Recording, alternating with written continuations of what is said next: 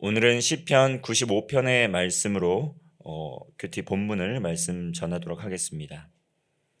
시편은 95편, 이 오늘의 말씀은 초막절을 위한 시편이다 이렇게 여겨지고 있습니다.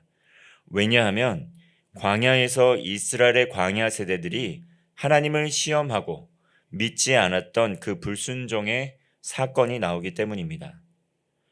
광야 1세대는 하나님 앞에 불순종의 결과로 인해서 가나안 땅에 들어가지 못했습니다. 그 대신에 광야 2세대가 가나안 땅에 들어갈 수 있었습니다.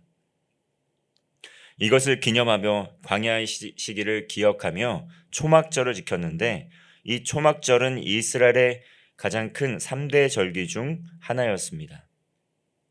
추수의 시기에 또 광야 시기를 거쳐 구원하신 하나님께 감사하는 의미로 지켰던 절기입니다.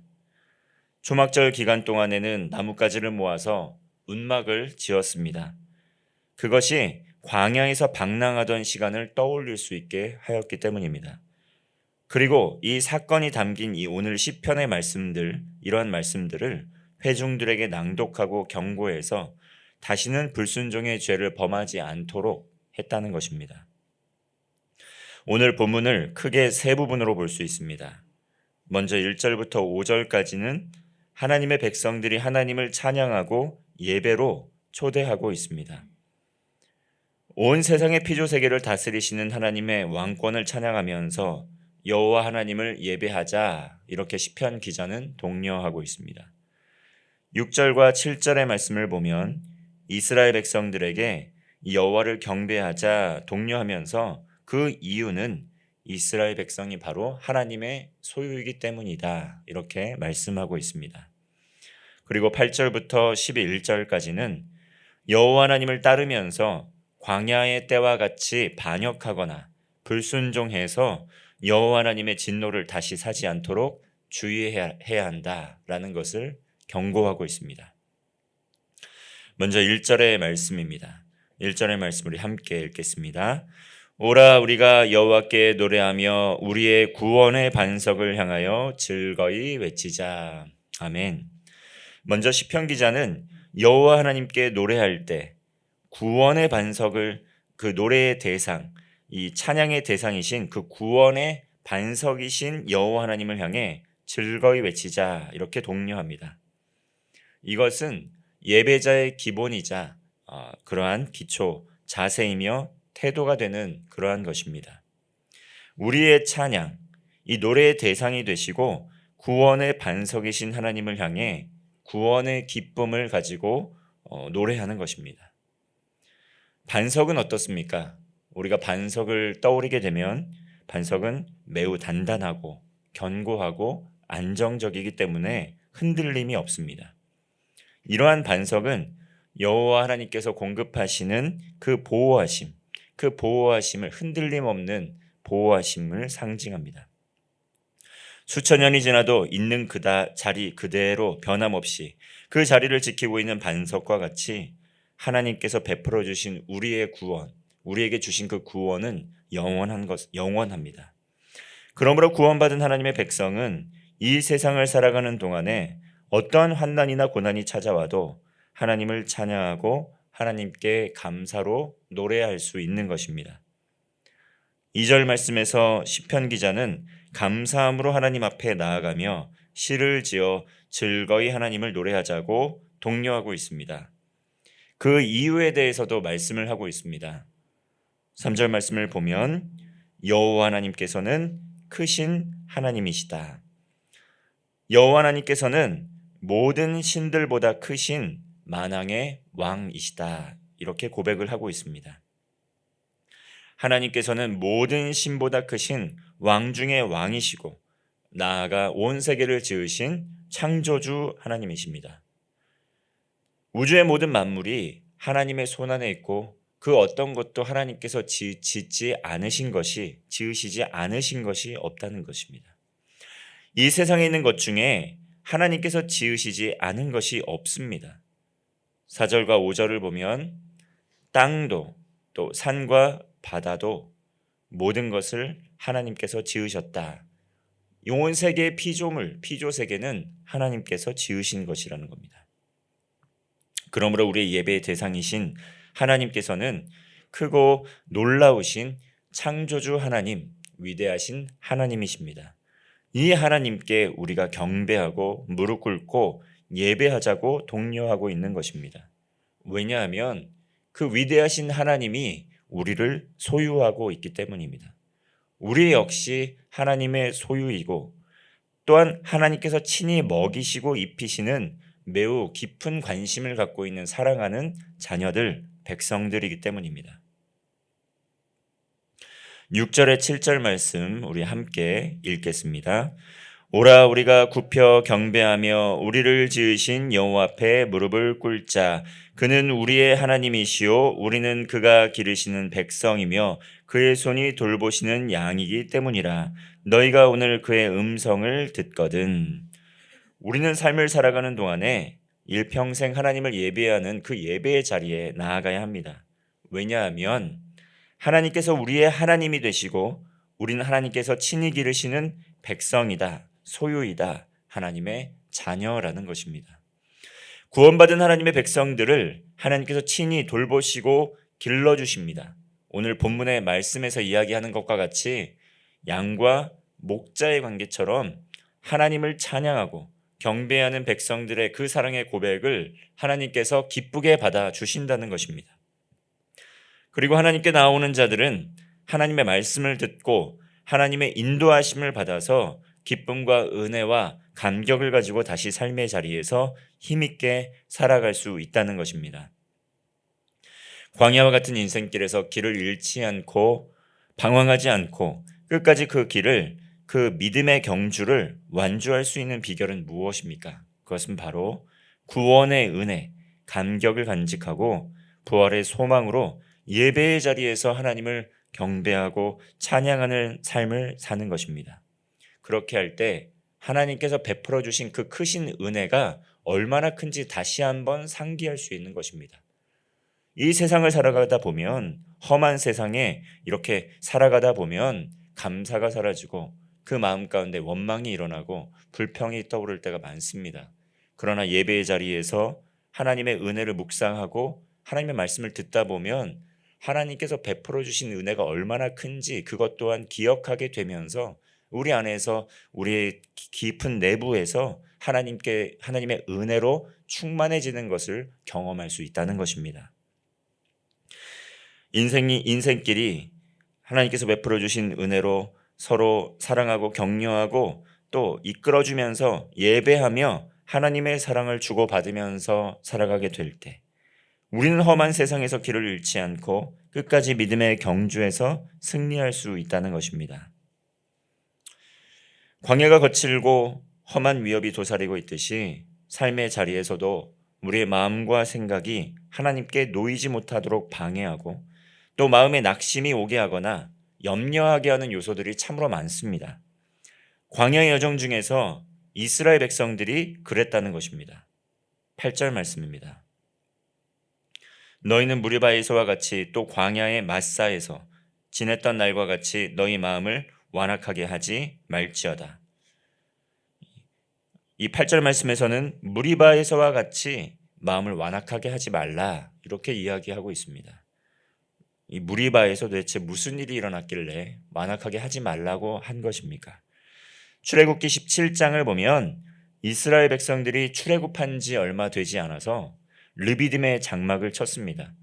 그때에 마실 물이 없고 갈증이 너무 심해서 이제 목말라 죽을 것만 같은 그러한 고통을 느꼈습니다.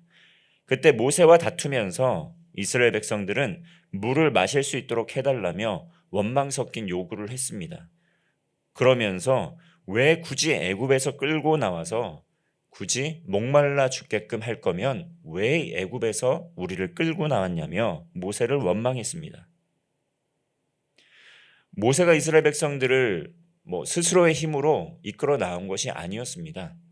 모세는 하나님의 명령을 따라 하나님을 예배하는 백성이 될 수 있도록 나는 그들의 하나님, 그들은 나의 백성, 이러한 연합의 관계를 맺게 하기 위해서 하나님의 명령을 따라 이스라엘 백성들을 끄집어 내온 것이었습니다.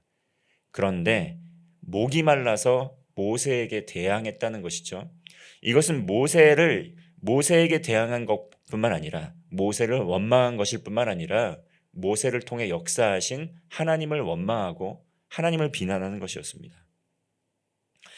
그때 하나님께서 호렙산에 있는 반석을 치며 물이 나오도록 모세를 사용해서 물이 나오도록 물을 공급해 주셨습니다. 그리고 그 물을 마시고 백성이 살아났습니다. 그곳 이름을 무리바, 마사, 곧 분쟁이라는 그러한 이름이 되었습니다.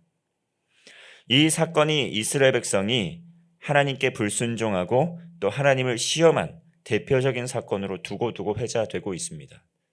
조금만 기다리면 하나님께서 어련히 먹이시고 입히실 것인데 당장의 갈증이 또 그 삶에 또 충만하다고 해서 바로 하나님께 은혜를 주신 하나님께 원망을 쏟아내고 또 하나님을 시험하면서 불평불만을 했던 것이 이스라엘 백성들이었다는 것입니다.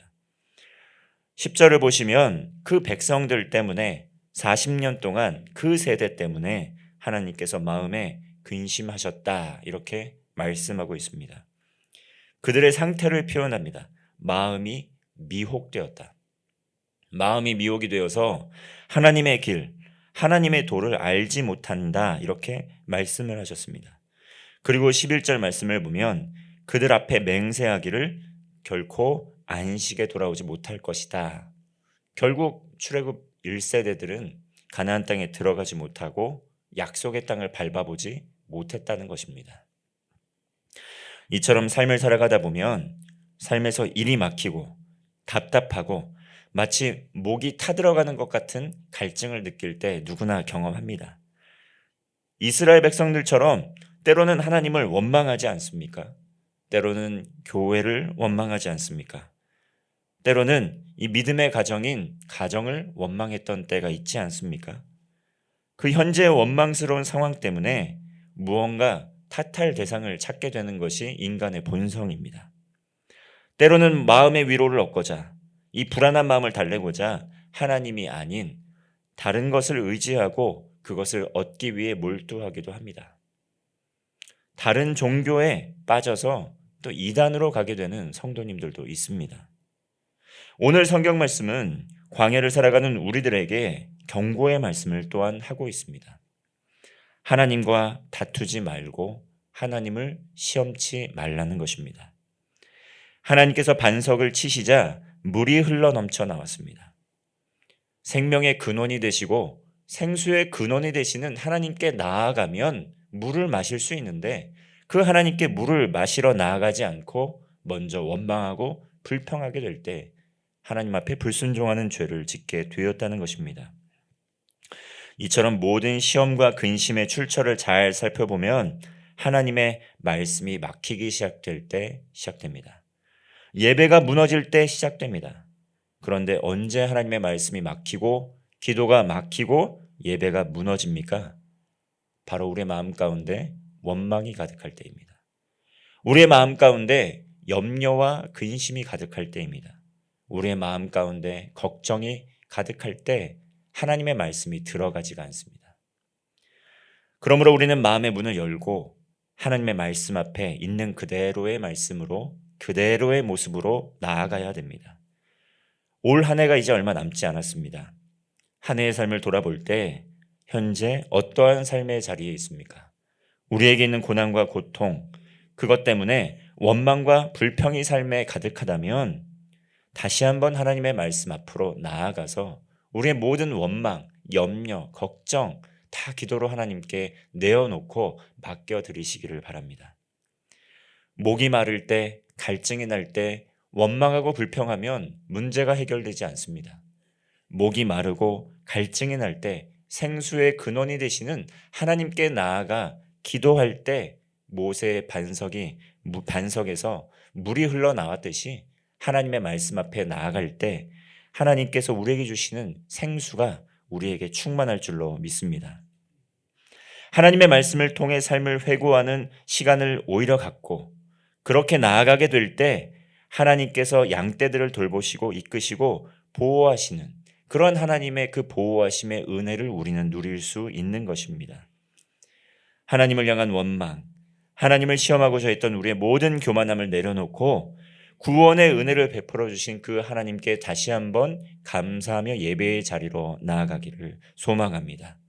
여기까지 인도해 주신 그 하나님께 감사함으로 예배하며 그 전지전능하신 하나님께서 앞으로도 우리의 삶을 신실하게 이끌어 주실 것을 기대하며 기도하며 간구로 나아가는 성도 되시기를 바랍니다. 기도하겠습니다.